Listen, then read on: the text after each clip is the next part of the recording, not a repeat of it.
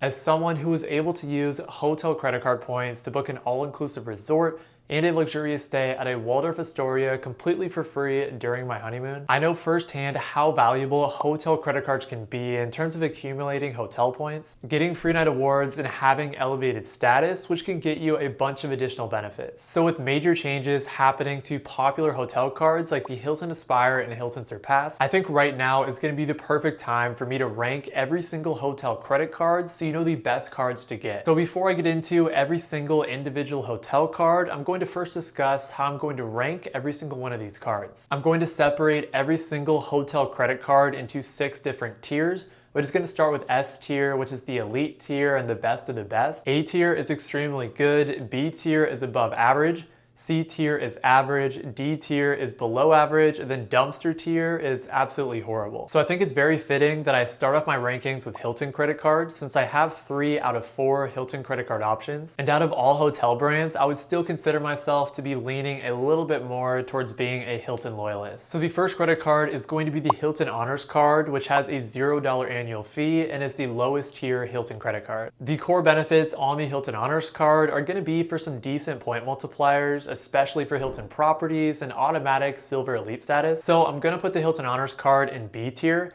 because the welcome bonus is actually really good for a no annual fee credit card, but there isn't really anything super special about this card also. So I will rate it a little bit above average. Next up, we have the Hilton Surpass card, which is the mid-tier Hilton credit card that now has an annual fee of $150. The Hilton Surpass card has a limited time welcome bonus offer of being able to receive 170,000 Hilton Honors points when you spend $3,000 or more in the first 6 months. And in addition to that annual fee increase, the Hilton Surpass added a $200 Hilton credit that is going to be split up into $50 quarterly increments. And this credit may be difficult to fully maximize since you're going to have to use it every single quarter, but you don't have to use the credit just for a Hilton resort, but instead you can use it for any Hilton property, including something like a Hilton Garden Inn for a cheap hotel stay by the airport the night before you travel. Additionally, the Hilton Surpass card is going to give you automatic Hilton Gold status and a Hilton Free Night Award when you spend $15,000 or more in 1 calendar year. So I'm going to rank the Surpass card in the B tier because Hilton Gold status can definitely give you a significant amount of value, and that new Hilton credit can help to offset some of that annual fee. And so it's definitely above average, but at the same time, that Hilton credit might be difficult to maximize based on how it's split up. And Hilton Gold status is definitely relative on a case-by-case basis in terms of how much value you're able to get.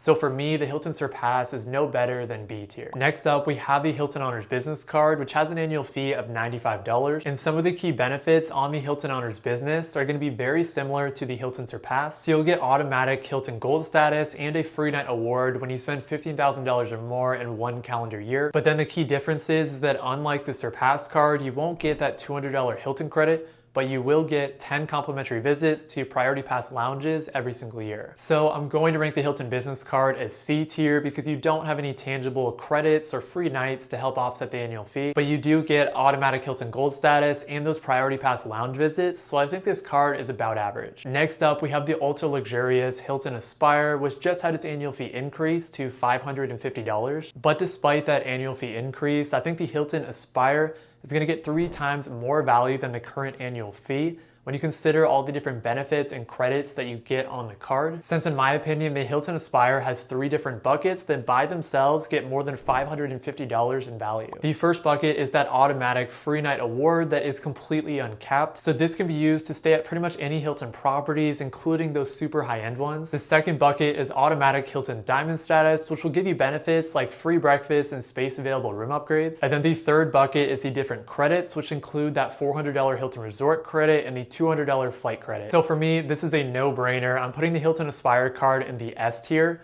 because I think this card is the very best hotel credit card you can possibly get due to how jam-packed this card is with value. So those were all the Hilton credit cards. Now let's move on to another major hotel brand, Marriott, because I've been trying to shift more and more into the Marriott ecosystem due to how expansive their global footprint is. First up, we have the Marriott Bonvoy Bold, which is the lowest tier Marriott credit card that does not have an annual fee. This card does have minimal benefits, but you will get 15 Elite Night credits towards Marriott Silver Elite status and a DoorDash Dash Pass subscription, but I'm going to rank the Marriott Bonvoy Bold in C tier because it doesn't have an annual fee, so you don't have the downside, but you also don't get any major benefits, so it's pretty average. Next up, we have the Marriott Bonvoy Bevy, which has a $250 annual fee. The Bonvoy Bevy will give you automatic Marriott Gold Elite status and a free night award, but you will have to spend $15,000 or more in 1 calendar year to actually get that free night award. So I think the Marriott Bonvoy Bevy is going to be the first credit card to enter a tier that you want to avoid if you're a credit card, which is the dumpster tier. A $250 annual fee is super high for a credit card that doesn't really get you any great benefits, since probably the best guaranteed benefit on the Bonvoy Bevy is Marriott Gold Elite status, but you can also get that on some other Marriott credit cards that are better that I'm going to discuss.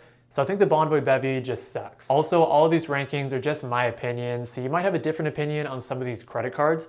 And if you do, then let me know down in the comments because I'd love to hear all of your thoughts. Next up is the Marriott Bonvoy Bountiful, which is the Chase equivalent of the Marriott Bonvoy Bevy. So I'm not gonna bore you with the details. I'm gonna put the Bonvoy Bountiful right into the dumpster tier since this card has that $250 annual fee without substantial benefits to make up for that fee. Now that we've gotten some of the less desirable Marriott credit cards out of the way, let's get into some of the Marriott credit cards that you actually want to get, and let's start with the Marriott Bonvoy Boundless. The Marriott Bonvoy Boundless typically has a pretty strong welcome bonus, and as of recording this video, the Bonvoy Boundless has a welcome bonus of being able to receive 3 free nights valued up to 50,000 points each when you spend $3,000 or more in the first 3 months. You'll also get automatic Marriott Silver Elite status, but the best benefit on the Bonvoy Boundless is you'll get a free night award every single year valued up to 35,000 points, which is going to give you more value than the $95 annual fee every single year. I'm going to put the Marriott Bonvoy Boundless in the A tier because you can easily use the Bonvoy Boundless as a keeper card if you simply utilize that free night award every year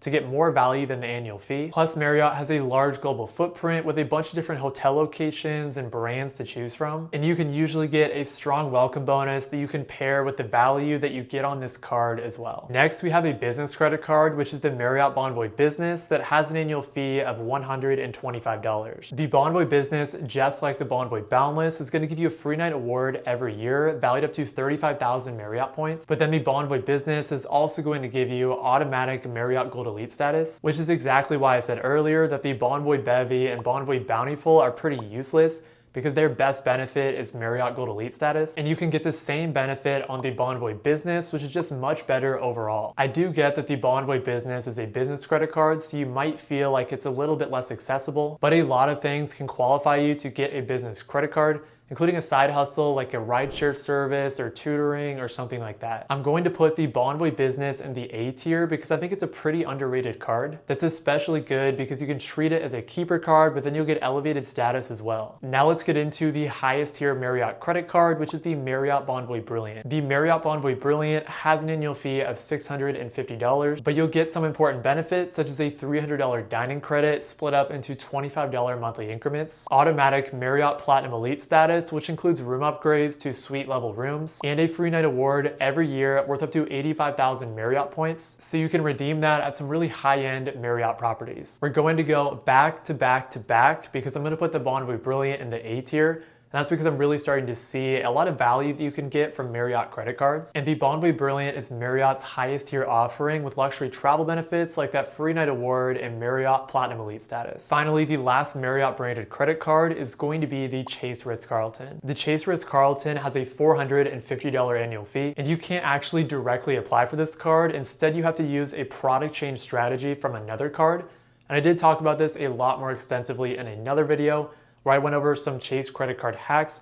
So when you're done watching this video, I'll put that video down in the description and go check that one out. But the Chase Ritz-Carlton is going to give you a $300 airline travel credit and a Marriott free night award worth up to 85,000 Marriott points every single year. So the Ritz-Carlton card joins the top of the throne with the Hilton Aspire, since the benefits significantly outweigh the annual fee every single year. Now I know some of you are probably waiting for my ranking on Hyatt credit cards, maybe some of you for IHG, but before I get into those cards, let's get into Wyndham Cards. The first card is the Wyndham Rewards Earner card, which honestly doesn't give you much. So I'm gonna put this card in the D tier, with the only thing saving it from the dumpster tier being that it doesn't have an annual fee, so you don't have the downside, and the welcome bonus is for 30,000 points, so you can use that for a couple free nights. But Wyndham did not escape the dumpster tier because next up we have the Wyndham Rewards Earner Plus card, which I'm going to place in the dumpster tier because it has a $75 annual fee, and the only substantial benefit on this card is that you get 7,500 anniversary points every year, but those are only going to be enough points for a low tier hotel stay like at a Days Inn, which I don't really want to stay at anyways. And instead, I'd much rather just pay a little bit more to get the Chase World of Hyatt, which is a much better card I'll discuss in a second. But first, the last Wyndham card is going to be the Wyndham Rewards Business Card, which has an annual fee of $95. This will be the best Wyndham branded card because you'll get automatic Wyndham Diamond status, which will get you room upgrades to suite level rooms, and then you'll get 15,000 anniversary bonus points,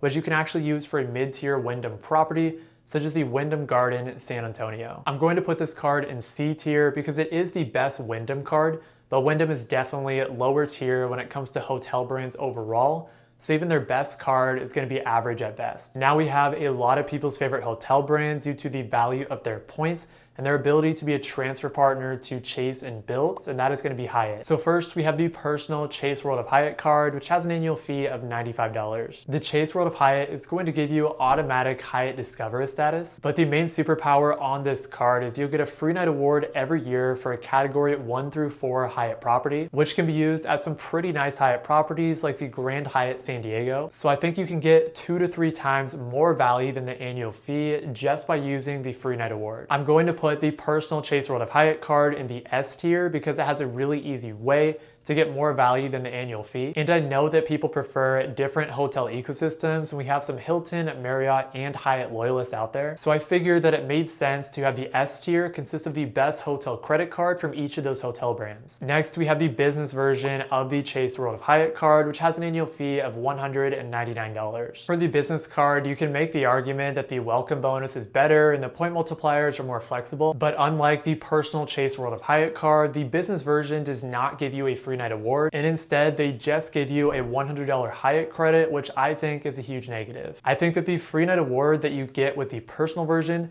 is going to be worth 2 to 3 times more in value than the $100 Hyatt credit. So I'm going to put the World of Hyatt business version in the D tier because I think it's pretty disappointing that it has a higher annual fee, but it's significantly less valuable than the personal version. Now let's get into the IHG cards, and I'm going to start by discussing the IHG One Rewards Traveler, which has a $0 annual fee. This card will give you pretty basic benefits like IHG Silver Elite status and your 4th night free when you book a stay with points. So I'm going to put this card in the C tier because it's pretty average.